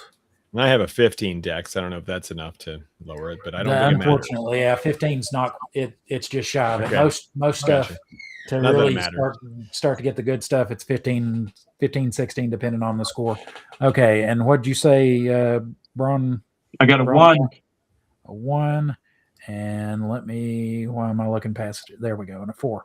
Okay, go Braun. Smash! I get 2 attacks this round. You did? Yeah. I get 3 attacks every 2 rounds. You did. The first round, I got 1 attack. And so this round, I get 2. Yep. And I got a natural 20. All right. And a 10 on the other one. A natural 20 and a 10. Those will both hit. Awesome. Where am I at on the... Okay, yeah. So... All right. So 12 points for, I didn't specify which, so I'm guessing the 20. So do you do double? What do you do for a crit? I just double what you roll and add bonuses to that. Okay. So 12 points natural. So twice that, I guess 24. And then the 9 on, or the 11 onto that. No, I'm sorry. That's with the 11. Okay. All right. Well, either way, you kill him a lot. Okay. If you want to say something fancy about it, you can. I'll cleave him in 2. Yeah. He crumbles into pieces no bigger than this, And the second guy, we got 18 points. And that's all. That's with all the bonuses. So Okay. All right. That one you smash in his rib cage with your kind of hit him in the sternum, and his whole rib cage just shatters, and you kill him too. Yeah, with these are low hit dice things, so if you hit them, you kill them pretty much. nice. You do anyway. Not everybody, but you do. I'd say so would our mole over there. Okay. So you are done. Mhm. And next up is one of the skeletons will attack. Out of the three of you, who's 1 and 2, who's 3 and 4, who's 5 and 6 on a d6? I'm just going to leave it up to a d6 on who gets attacked. I'll be. You want? You 3 and 4, I'll be 5 and 6. 5 and I'll 6, be 1 one and 2. Okay. I'll be the start one. All right. It goes after the big guy, which makes sense because he's the one that's been running around like a bull in a china shop here. It is able to hit him with its blade. It does 5 points of damage, so kind of catches him in the this time stabs you in the side of the foot. Doesn't feel very good, but that brings you down to 40 hit points. And go knock. All right, I am going to attempt to turn them. All right. Are they skeletons? That's what they appear to be, yes. They appear to be. So I just need to roll above. I'm 3rd level, so I need to roll above a 4. Do I apply my wisdom bonus to this? You can, yeah. All right, so essentially I have an 18. Make it almost impossible to miss, yeah. Yeah, actually, You no. only Wait, fail on a wait, 1. my wisdom's, isn't it higher than that? Let me double check and see. My wisdom's like ridiculously high. Oh, my wisdom's a 20. Yeah, I don't think I could fail this unless I roll a 1, right? unless you roll a 1, yeah. All right, well, I rolled a 2, so plus whatever that is. So, Okay. All right. Showing off. so I have So- turned them. All right. Give me a little, back foul beast All kind right, of. so I grab a hold of my holy symbol, which is just a fist-sized piece of charcoal that I wear around my neck, and as I am calling upon the elemental fires of the world, it does spark a little bit, and then just like little fading pieces of spark just go towards each of the skeletons, upon which they are struck, and then hopefully they are turned. Yeah. And give me just a half second to make sure, because they will be turned, but I want to make certain that they're not just outright destroyed. I Here we don't go. have Let's see. that. I'm looking at it. I'm on Yeah, no, you're not high enough cable level. 61. No, not higher enough. Yeah, you're not high enough level Enough to do turn that them, yet. but not to destroy Yeah. them. Okay, so they all drop what they're doing. The remaining 4 of them that are alive drop what they're doing, and they try to flee. You guys have the exit pretty much covered. Right, they're gonna try to flee through us. Yeah. Well, they're trying to get as far away from him as they can. So they flee off into the corners, one of the corners of the room, and are just like scratching at the wall and beating at it, and just general kind of like zombies trying to get into a house, only they're trying to get out type thing. They're just beating and scratching, trying to get out of this wall, the corner that's furthest away from him. So, Well, I am very impressed with his clerical magics, and I'm sure that if I concentrate, I can do the same thing. But I need a piece of coal. So now I'm gonna look around for a piece of coal that I might be able to use. It doesn't have to be right now, but the rest of the adventure, I'll be searching for one. I'll see if I can put like a naughty child stocking or something around here. So, Well, it's got to be a fire. So, well, maybe in the kiln. Yeah. I'll Yeah, search that's the actually kiln not a later. bad place to look for it. Yeah. Yeah. Okay. All right, but yeah, How long will they stay like that? They are turned for. Let me see how long that lasts. I mean, I assume at least for the rest of this. I mean, we're still going in basically if you initiative order. Yeah, if you try to attack them, they're going to defend themselves. Right. But if you give them a way out, they're going to try to get out. Right, but I want to know how long do we have? That I can't tell. I don't see where it says it. Are we still in combat, or is this Technically, he just defeated them. So okay. We'll just say that they don't want anything to do with you from now on. All right. So if you guys let them run out the front door, they'd run out the front door. And I'm going to grab that first desiccated skeleton that I cut his head off of, and I'm going to pick him up and shake him violently and cross my eyes and try to make him catch on fire. Okay, so you're going to try your molecular agitation again. All right. So I need a 9 or less. Yeah. On a D20. On a D20. Yes. Oh, geez. All right. I got a 5. All right. Well, so you were able to.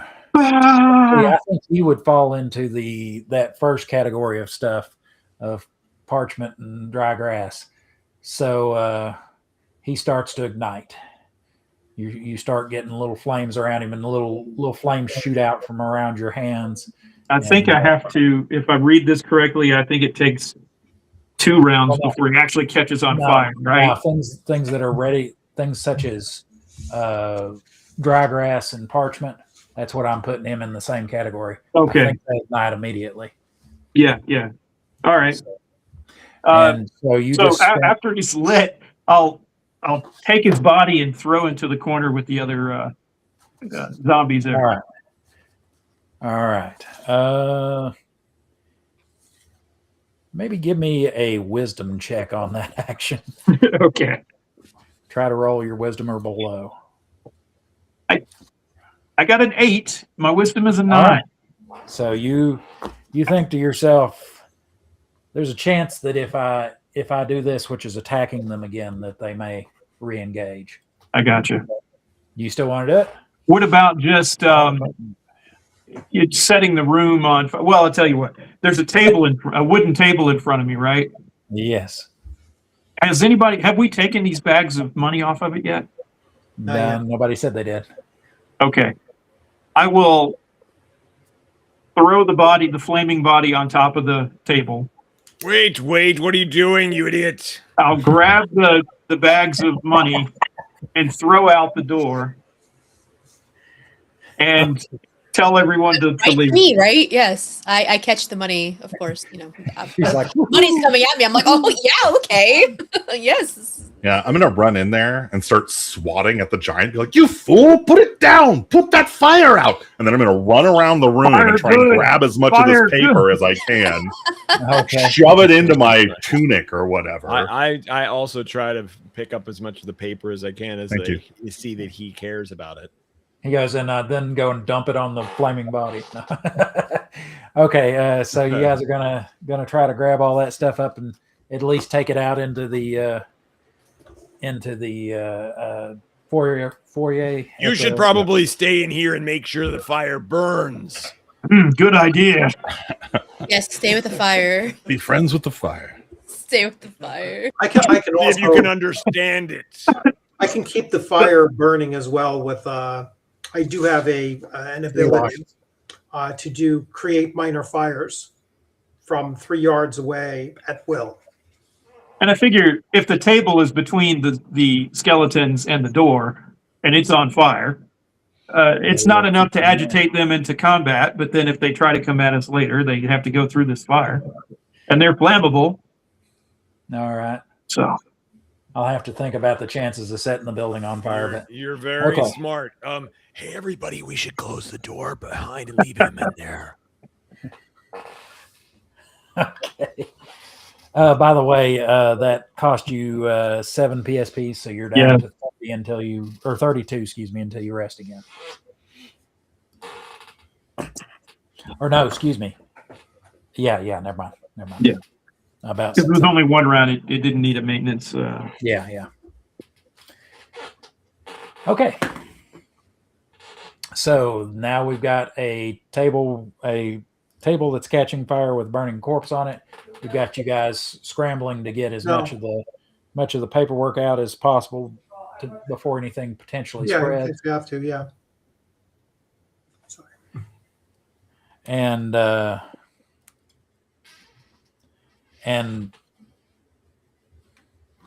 I guess we'll go to that. Okay. What are you guys going to do? Just where are you taking your paper when you're done with it? There's a bunch of scrolls, there's a few actual books. Yeah, I mean, if we can grab it, I'll take it out into the courtyard. It doesn't need to be in the foyer. All right. When you turn back around, you see that there is some smoke coming out of the door where they're starting the inner rooms are starting to fill up from the top with smoke. And for you, Braun, that affects you first, since you're about twice as tall as everybody else. To stay out of the smoke, you're having to crouch down. I'm thinking, why does fire hate me? I'll leave that room. Okay, so you're going back out into the hall? Yeah. All right. Okay. Well, you guys are all back either out in the hall or out just outside of the building. What do you want to do now? We could close that door, correct? You can. Yeah. It is closable. So do you want to close it behind you? Yep. Yeah. Okay. Sounds like a good idea. Let's just lock them up in there. Okay. All right.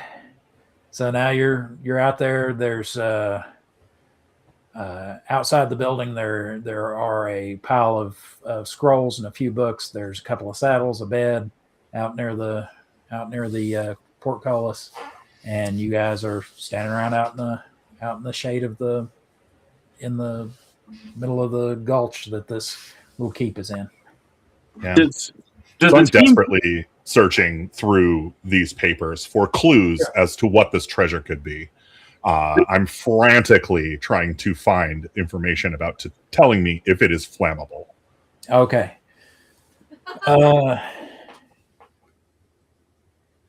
Let's see. And I'm darting dagger eyes over at Baran every 20 seconds or so, and cursing under my breath. I make sure that I provide the paper as much as possible for him. Oh, can you guys not hear me? Yeah, you're low, but I can kind of hear you. Yeah. Huh, that's weird. There you go. Now you're good. Okay. Better. Well, I'm trying to keep the papers or bring the papers over to him, since I don't understand what they say, and he seems so interested in them. I'm like helping out. All right. Okay, you find, looking through this, that several of these have to do with being delivery schedules that are half a King's Age past, and a King's Age is like 77 years, something like that. They're like half a King's Age past. There is a you do find something that looks like a spell book. Actually, when you look at it, definitely looks like it's magic symbology. And I'm on the wrong page. There we go. And within it, there are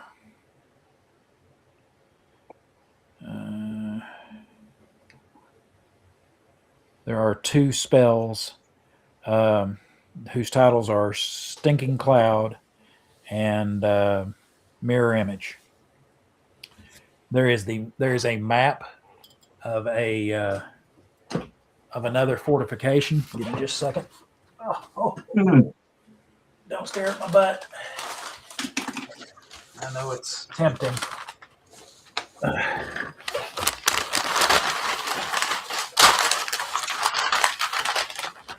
I don't know how much of that you can actually see. Oh, wow. Is that the Millennium Falcon? No, right? No, this is actually something I did when one of my home group, they found a deck of many things about 10 years ago, and one of them pulled the you get a keep and an 18 charisma, and that's the keep, and that's where they've been. And this is the Been 18th their home charisma. base since then. So that is there. It's listed as the Great Eyrie. That's a cool map, man. Thank you. Yeah, it was really cool. I like that. Yeah. And yeah, it's just made out of a whole bunch of these sheets taped together. And let's see what else is in there. Where was the map of the Great Eyrie? And there seems to be something that is mentioning the flask of Grack and how it having to do with the instructions on using it, and how what's the quickest way I can say this? You know how the ever full purse works, where if you take the last gold piece out of it, it doesn't work anymore. Yeah. This is kind of like that, only for water. You got to leave a little bit of water in it, and it's a small. From the description, it seems like it's a small flask, but they use it and for some of the watering stuff that they do. But it mentions something about that, and it being downstairs in the vault downstairs near what's his name, Sogal's chambers. Did you see a downstairs? Did you see a trapdoor? I didn't see a trapdoor. I thought we searched pretty thoroughly. Something tells me we'll find it after the fire. Yeah. After the fire, there might be a secret door. Yes. I guess we have to wait for everything to burn. I suppose. From the room the room I set on fire, I'm guessing is the bottom level of the keep. Is that correct? The ground floor, in other words. You were on the ground floor at the time. Yeah. We got it on the ground But floor. I mean, he's right though. There didn't seem to be any kind of a stairway or anything obvious like that. So not anything obvious, but you guys didn't. We didn't really search. You kind of came Just in and kind of attacked the monsters and then set the place on fire. So yeah, that's true. Yeah, might have been under the table. That'd be a good place to hide a secret door. Probably was in the table. Probably was flammable. You know, whatever. Yeah. What's the flask made of? Does it say? It says that wood. It is. Wood. Yeah, no. It says that it is matchsticks. Just the whole thing. Made of matchsticks that they glued just like this together. Macaroni art and matchsticks. No, did anyone claim the scrolls yet? The magic scroll? Well, I've been looking through these papers. I didn't find any magic scrolls. I did find a spell book. A spell book. Oh. Yeah, it looks like the rest of this stuff was delivery schedules and a map of a keep. Is there directions to this keep, or do we have any idea where this keep is? If you look it over, it does. You hang a left. It gives you kind of something, kind of their ancient equivalent of coordinates, but having to do with the sun and the stars. But the best you can tell without studying it thoroughly is that it's probably somewhere in the Ringing Mountains beyond, like if you went back beyond your city and into the mountains beyond it that are off to the west of it, that it's somewhere in that range of mountains. Although that range of mountains does run pretty much north to south. It's kind of the western edge of the tablelands where all the 7 cities that you know about are located. So, but it was supposed to be like a mountaintop fortress. Is it likely, in my mind, that this flask is the treasure? It may be. It could be that. It could be the. Just the. We've also got a counterfeit ceramic pieces that you're seeing everywhere. Yeah, a not insignificant amount of coins. Yeah. Yeah, give me a, let's see, you're trying to figure something out, a wisdom check. Could it be an intelligence check? Well, I have intelligence being more memory based and figuring things out being wisdom when it Interesting. comes to what you're. So my wisdom is 14. I rolled an 11. All right. So it very well could be, but from what you know of the way that the Veiled Alliance works, their whole mission is they've got basically two basic missions. Survival is one. Having wizards in their, not wizards in general, but preservers, not defilers, and they're the people who are with who are like mind with them, helping them to survive, and two, resisting the sorcerer kings, trying to find a way, any way you can, to stick it to them. They're too powerful, really, to say, okay, we're going to overthrow them. Most of the time throughout history, they've been too powerful for that. But if you can make life harder on them, you can. So maybe this was a counterfeit coin area that they brought back coins to make it easier for the Alliance to have money to buy what they needed, and maybe inflate the value of, or deflate the value of the coins by having more of them in the system too. Economic disruption. Yes, by economic disruption that way. I mean, but yes, having a water source, even if it's not like flowing a whole lot, even if you're only getting like a gallon a day out of it, having a reliable water source like that is grow many crops with an item like exactly. this. And for a wizard, having kind of your own little garden is not such a bad thing to have, since you're pulling off of plant life for most of your spells. So, Solani is a preserver, correct? He is a wizard. Yes, he is a preserver. Yes. And he uses arcane magic. Yep. What you would call that now? Yes, he uses wizard's magic. Yes, he uses wizard's magic. All right. Not as good as fire magic. I'm really like pacing back and forth, looking at the spell book, and kind of wondering, what I could do. I'm going to just start to motion towards my holy symbol and raise my hand, above the spell book. Okay. Do I know what you're doing? You could try to figure it out. Okay. I'm going to also try to figure it out. But yeah, I'll let the DM decide. Keep your hands off, little man. Take the spell book and run away with it. So, remember, you work for the Alliance. Don't be a dick. Were you just trying to see if you got any vibes off of it there, basically? Nope. No. Considering I'm a fire cleric, He was going to burn it. Oh. And what we feel about magic, arcane magic. Well, now you're also a. I mean, we do work for a wizard. So that's why I said I'm kind of like on a dilemma, and so. Well, now because of that, you know the difference between a defiler and a preserver.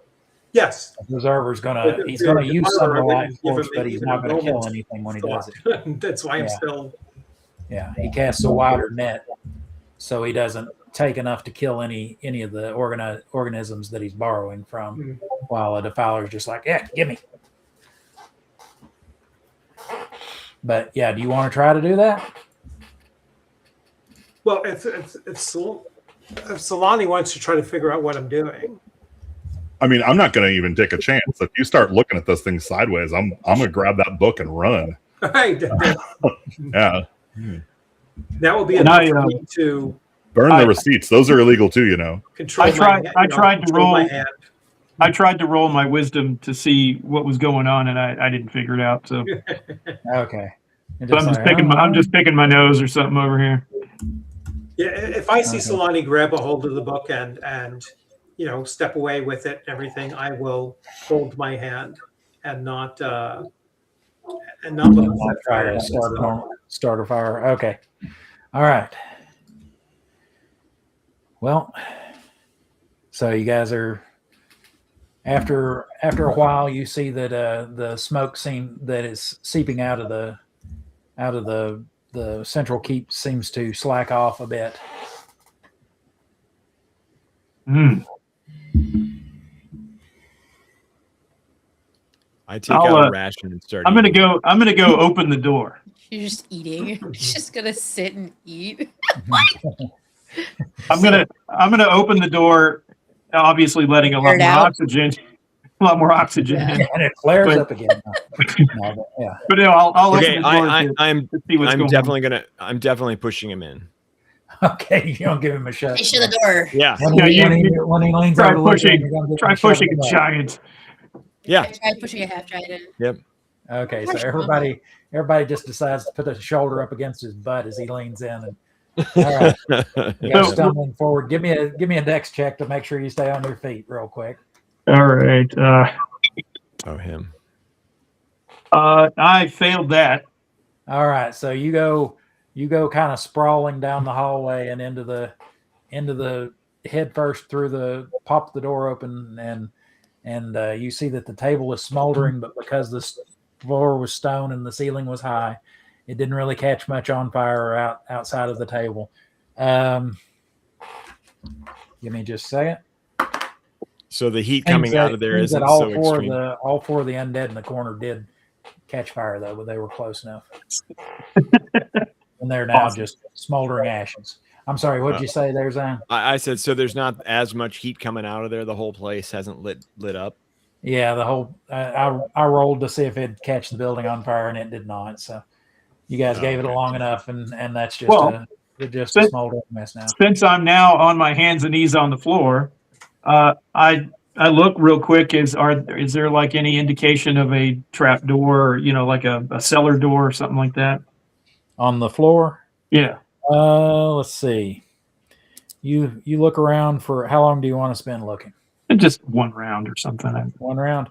All right. I'll spend 1 minute.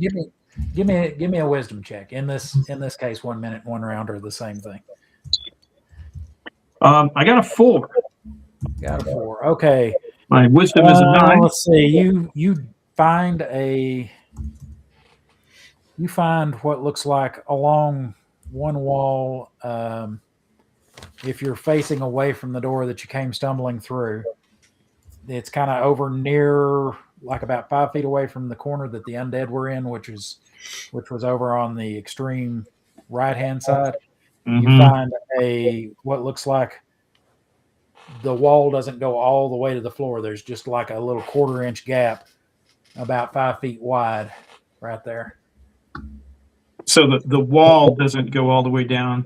It's Yeah, not. It's not horizontal on the floor like there's a gap. It's a. There's it's like you're looking right at the bottom of the floor. It's wall, little gap, little gap, little gap, wall. Okay. Huh. Well, I'll shove my spear in that little area and kind of jiggle it around. See what happens. All right, you get the tip of your spear in there, and you see it, and as you kind of wedge and jiggle, you can kind of see it reveals the outline of a hidden door there, where you kind of set it off a little bit, so there's like a little gap here and a little gap up here that appear that are like 10th inch. So does it look like a door that might be like on like a pivot or something, or is it like a sliding deal? How am I seeing? It The looks like outline. a rectangle, so it's either a pivot or it will open like a normal door. One of the two. It doesn't look like it's Right. like it would push back and slide or something. Although Okay. it might. It's kind of hard to say from what you can Well, see. Yeah, I'll call out to everybody who is, I'm sure, standing at the door laughing at me. Hey, I found something. All right. Before we go any further, we're past the 10 o'clock hour. Do you guys want to continue on next week, or do you want to go on another half hour or so? Yeah, let's come back next week. All right. Now, before we go anywhere else, do one of the other three of you who hasn't spoken about a project or a website or a YouTube channel have something you want to put out? We'll go ahead and do that right now before we sign off. Yeah, sure. I got a thing. Okay. So I'm Watcher DM. I'm Gabriel. I make all kinds of RPG stuff. Me and my buddy Austin Holm have been working for a long time on this product right here, Blood Prairie. It is a weird gothic western where God's been killed and buried out in the Canadian prairie, and because of that, the angels have blocked out the sun. So if you want to be chased around the prairie by carnivorous grass and run away from vampires trying to herd herds of human cattle, Blood Prairie is for you. You can be a gunslinger, you can be an occultist, you can be just a lone wanderer guy who can do crazy shit. It's a really, really fun system. It only uses a D20, the whole thing. It uses wounds and injury tables if you're into that kind of stuff, and it's got an amazing magic system that everybody should try. Excellent. I'm interested. All right. Anybody else? Bloodprairie.com. Go check it out. Okay. Anybody else out of the remaining two that haven't Rich, why don't you get in there? I can go next week. All right. So I'm Rich. DM Bloodworth. Unscripted and Unchained RPG review is my primary interaction with the hobby since 2016ish, and over these last couple of years, I've been focusing a lot on game mastering in conventions. All right, I've been invited a number of times for special guests, whether it be organized play. I did organized play last year for Shadow Dark. It was sponsored by Arcane Library at Rising Phoenix Game Convention in Milford, Massachusetts. That's a convention in April.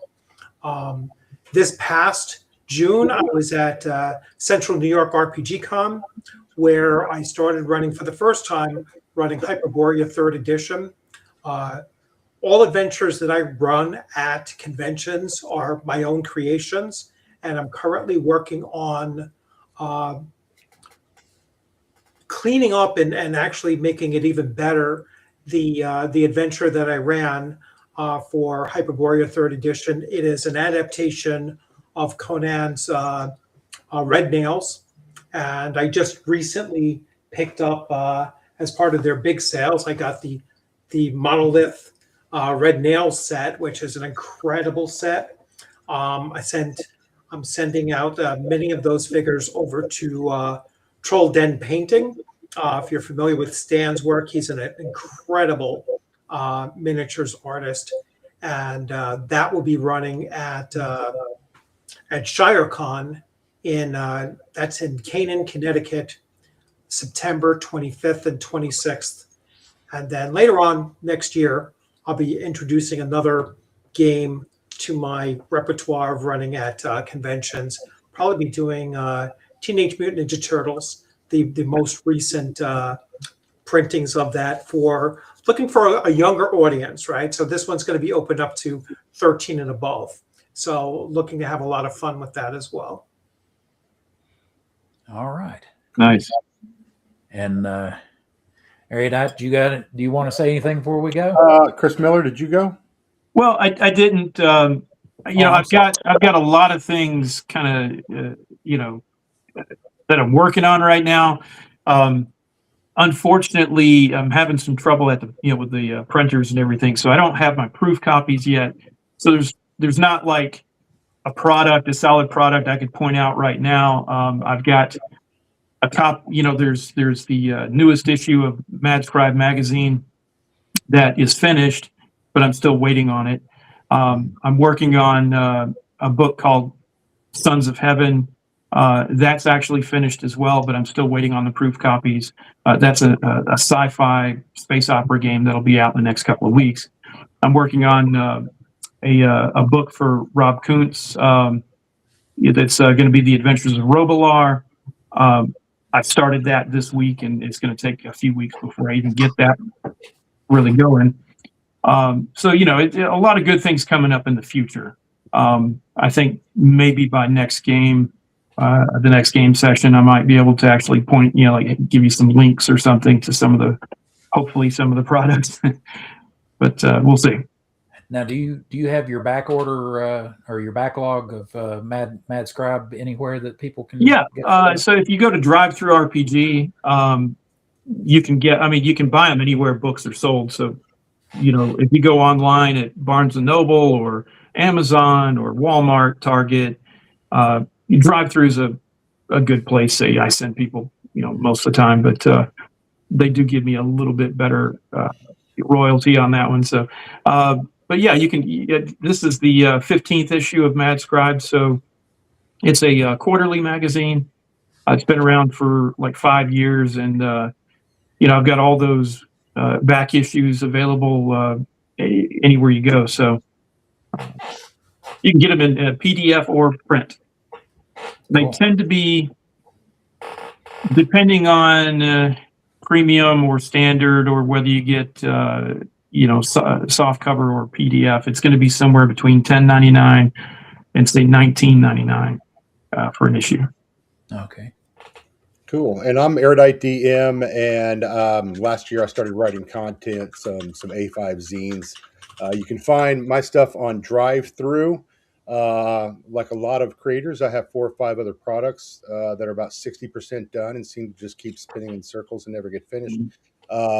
But on my channel, probably the best thing we do on my channel, other than talking a lot about Shadow Dark and sometimes other systems, occasionally some Kickstarter friends showing off what they got coming out, including Watch Your DM from time to time. And Bunny and Zane have been on my channel as well. So is Chris Moneymaker. But the biggest thing on my channel is probably our Monday night live stream, which was a lot of Shadow Dark with Chubby Funster and a bunch of other folks. That game morphed 12 weeks ago into Hyperborea 3E. And boy, I never knew what a community there was just waiting and drooling for some Hyperborea content. But I really love that system. So we're having a lot of fun with that. It's on this channel, 8 p.m. Eastern time on Monday night. So come watch us, pour yourself a cocktail or, smoke something, or, I don't care. You could probably even dip if you want to, if that's a thing. whatever you do in your home. That's still a thing. Yeah. I haven't heard that. There was a discussion in the chat about cheesecake, so make a cheesecake. It started getting weird in chat, dude, and like after this, I'm immediately gonna go like just devastate some desserts. It's happening. I know everyone was talking about cheesecakes and stuff. Savages. Somebody got a little distracted watching the cheesecake stuff in the chat. Those were my friends. I'm so sorry. No, it's worth it, dude. Actually, when you said dip, I was thinking of chewing tobacco, but yeah, you could do that too. I don't know. Yeah. We did that in Texas in high school and junior high when you got carded somewhere back in the old days when you were 14 and you got carded and you couldn't buy booze. You go get a dip in Copenhagen and send you sailing for a couple hours. Yeah. That was a long time ago. So. Well, hey, we should shout out too, real quick, before everybody goes. If you want to catch the thrilling conclusion of this adventure, you should come back next week. I think same time, same channels. Same group of awesome people slaying it and throwing dice and having a good time. And trying not to set the buildings on fire. Yeah, who knows? By then we all have now got through kind of the awkward phase, and we'll go nice and smooth tomorrow. And thanks to Chris Moneymaker for organizing this. Do check out his Dark Con. He's got a Kickstarter for the tickets. It's going to be in the show notes here. Go check out the link. We're trying to get enough people built up. They need GMs, DMs, right, Chris? Right, Moneymaker? I need that as check it out. That's going to be in late October in Knoxville, Tennessee, at the Hilton, and trying to make a new con all dedicated to in-person Dark Sun play, and which is really interesting because this idea was out there months ago, long before WotC decided to announce that. Hey, got a surprise with that. So yeah. And as far as I know, Chubby Funster will be there with his parallel game built on You know, Yeah, as, that'd be as an great. homage Yeah, he's to actually- Dark Sun called Shadow Sun. Yeah. He's actually giving away 100 free copies of his 130-page quick start rules that come. Nice. with Oh, wow. the That's a lot. God, that Yeah, guy. I know. I was like, man, you are. He is you so are- right all the time. I wish he would just shut the hell up. No, he's awesome, dude. Chubby's amazing. Seriously, Yeah. if you don't know, go watch his video, like takedowns of like his in-depth analysis. It's insane, Yeah. man. I wish I had a brain like that. Yeah, It's he's a cool guy. I've only talked to him a few times, but he's local to me. And thank you for having a convention in Tennessee. I'm always Yeah. getting invited to something out in Minnesota or Wisconsin, and I'm like, Yeah. man, it's an 18-hour drive for me. I can't, Yeah. No, Watcher's Nah, over in Us too. Vancouver. So yeah, Yeah, you should come up to Canada sometime. We got the really Yeah. cool cons up Yeah. here. Yeah. I think as far as the U.S., because I'm at the confluence of 75 and 40, I'm 12 hours or less from most places on the eastern half of the U.S. and I think where- there's a Buc-ee's on the way to you, so that's even yeah. better. There's actually two in the greater Oh my Knoxville area. gosh. Yeah. There's 2 Buc-ee's in the greater Knoxville area. So Mm. yeah, Fantastic bathrooms. one other thing is if you fly, this is in the airport Hilton, so you pick up your luggage and it's less than 80 yards under a covered walkway to check into the hotel. Nice. That's convenient. It Yeah, sounds like the hotel is actually at the gate. yeah. Like you Yeah, get off I've the got plane to- and you're, in your room. Chris Miller, we got to get you some cans that are this size for your character, so they fit for your character. Yeah. Oh yeah, Looks like a half giant holding a normal can. With this. like Andre the Giant. He's Yeah. always talking about like Drinking he had a like beer. 32 beers or something Yeah. in one sitting. But that's because they're like this tiny to him. I met Andre the Giant when I was around 10 or 11 years old. Oh wow. And it was obviously at a wrestling thing Yeah. at the Nassau Coliseum on Long Island. Wow. Put his hand on the top of my head and his fingers wrapped around my jaw and touched. Wow. It was like he literally palmed my entire head like it was an apple. I saw him wrestling. Incredibly sized man. That sounds scary. I saw him wrestle at the Omni in Atlanta back in the late 70s, early 80s, but it was obviously at a distance. Yeah. Never got to meet the guy. It would have been cool. Peter Mayhew, though, I got to work with him one time for a whole week, and then he's the same way. His hands are so large, it's like bigger than the size of your head. It's just crazy. It's incredible. Yeah, it took me a second. Then I was like, "Oh yeah, Chewbacca." Yeah. Moneymaker, you have anything you want to close this out on, and we'll let everybody get and save up for next week. I guess other than like Watcher was saying, come back next week, same time, same channel, and we'll try to get this closed out. And it's not just going to all be just exploration. Things are going to break open here in a minute. Lots of fun. Sure. Hey, thanks everybody for watching. Yeah, thanks everybody. Thanks Thank you. Moneymaker Yep. for running it. Nice meeting everybody. I Yeah. think I've Yeah. only Yeah. spoken previously with Chris and Mike before, but everyone else, pleasure meeting you. A lot of fun, and can't wait till next week. Yeah, thank you all for See the you there. help, and thank all the viewers for coming. I'm going to get some cheesecake. All right, we'll see y'all next week. Right. Bye, You know everybody. what they say about big hands. Bye. Bye. Huge glove.